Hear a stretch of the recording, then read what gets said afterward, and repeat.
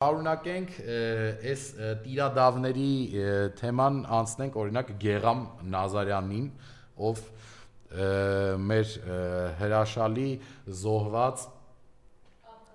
Աբգարի հայրն է։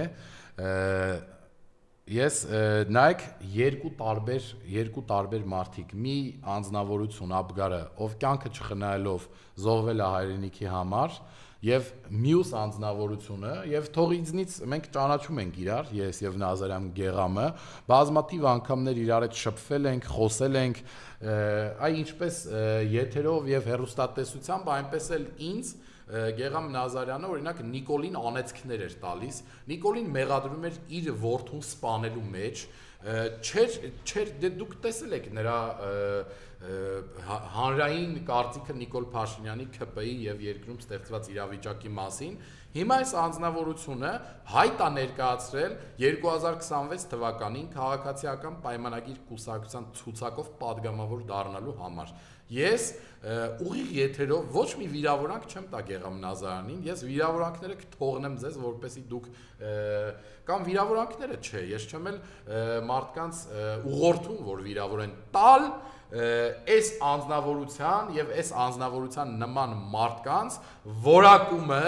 թե ինչ են սրանք, այս մարդիկ, մարդ, ով կկանգնի հրապարակում տասնյակ հազարավոր ընդդիմադիր հայացք ունեցող քաղաքացիների առաջ, Նիկոլ Փաշինյանին կմեղադրի իր որդու սպանության մեջ, կդառնա падգամավոր, հետո կգնա Նիկոլ Փաշինյանի կողմ ու կասի Նիկոլից ինչ եք ուզում, այդ մարդը ինչ մեղք ունի։ Այ հասկանում եք, այս մարդկանց, այս դավաճանների պատճառով է, որ մենք միևնույնը հետընթաց ենք ապրում, գլորվում ենք անդունդը։ Դրա համար սիրելի քաղաքացիներ, որ ընտրություն կատարելուց պետքա մտածեք ում եք ընտրում, օրինակ Գեղամ Նազարյանը չնայած ոնց մտածեք, եթե դա մարդը ուղիղ ձեզ խաբում ու ասում էր, որ ինքը Նիկոլ Փաշինյանի դեմ է պայքարում։ Այ նմանատիպ քաղաքական գործիչներին պետքա նրանց քաղաքական կարիերան թաղել, որպեսզի նրանք այլևս հնարավորություն չունենան մարդկանց նմանատիպ ստոր ու կեղծ միջոցով խաբելու, սեփական որդու արյունը շահարկելու, որպեսզի դառնաս падգամավոր ընդդիմադիր, որպեսզի հետո գնաս իշխանական թևի ծառան դառնաս։ Ես նմանատիպ մարդկանց չեմ կարող բարևել, չեմ կարող հիշել եւ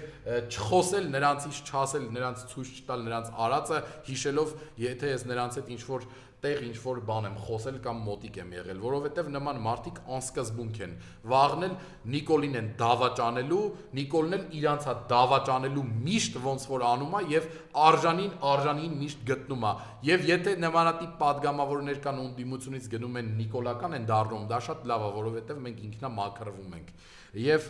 նաև Գեղամ Նազարյանի մեկ այլ գոհարի մասին կցանկանամ խոսալ մտքի, ով ասում է մի քանի օր առաջ իր Facebook-յան էջում գրել էր մարզերի բնակիչներ, ինչ եք ուզում Երևան քաղաքից, ինչ եք ման գալիս, որ չեք գտնում։ Սա падգամավորի ասած բան է, մի կողմ թողնենք, որ նա զոհված Աբգարի հայրն է։ Այսինքն քեզ ինչ, դու պետքա որոշես, թե մարզերից մարդիկ Երևան գան կամ Երևանից մարդիկ մարզեր գնան, այսինքն դու փոխանակ Տիգրան Ավինյանին մեղադրես, որ չի կարողանում ապահովել երթևեկությունը մայրաքաղաքում, որ պռոբկաներ, խցանումներ չլինեն, դու մարզերից եկած մարդկանց ես մեղադրում, այսինքն Տիգրան Ավինյանի հորպես ես մտածում, էլի լավա չես ասել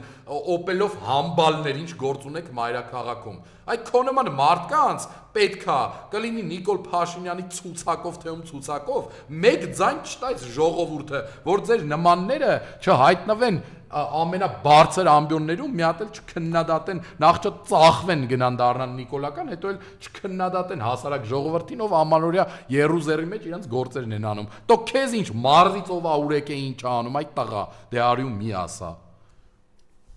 Նաև այդ վեհապարին Նիկոլ Փաշինյան այս թեման անցանք, որ քննադատում է, որ ասում է եկեղեցիները, բան չէ, ինչից սկսվեց այս խոսակցությունը, չուլաններ են դարձել, ես պետք է ասեմ, որ վեհապար հայրապետի անմիջական աջակցությամբ այս օրերին տարբեր երկրներում, որտեղ մենք ունենք եկեղեցիներ, որտեղ մենք ունենք այնպիսի օրինակ Իրաքի թեմի առաջնորդի գլխավորությամբ Իրաքի վարչապետի հետ միասին վերանորոգվեց Բաղդադում գտնվող մեր եկեղեցին, որը անմիջական կապ ունի Վեհափար Հայրապետի հետ, ով միակ նախաձեռնողը նա է եղել այդ վերանորոգման եւ ոչ միայն Իրաքի, այլև շատ ու շատ տարբեր եկեղեցիներ այս օրերին վերանորոգվում են, իրանց բնականon աշխատանքն են տանում առաջ, տեղի հավատավոր ժողովրդի խնդիրներով եւ հարցերով են զբաղվում եւ ուզում եմ ասեմ, որ Նիկոլ Փաշինյանի իրականացրած արշավը եկեղեցու դեմ բացառապես հետապնդում է քաղաքական շահ, չունի աղերս քրիստոնեության եկեղեցին մաքրելու եւ Վեհափար Հայրապետին մեղադրելու մեջ։ Եվ ես բազմիցս ասել եմ, եթե օրինակ Միքայել Աջապահյանի գլխին սարքում եք, որ նա ինչ որ կոչեր արել Նիկոլ Փաշինյանի եւ եկեղեցու դեմ բռնության, եթե Բագրատ Սրբազանի դեմ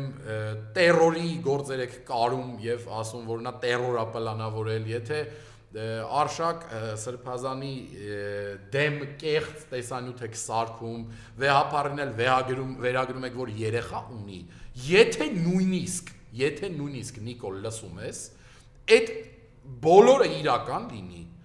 այդ բոլորը վերցրած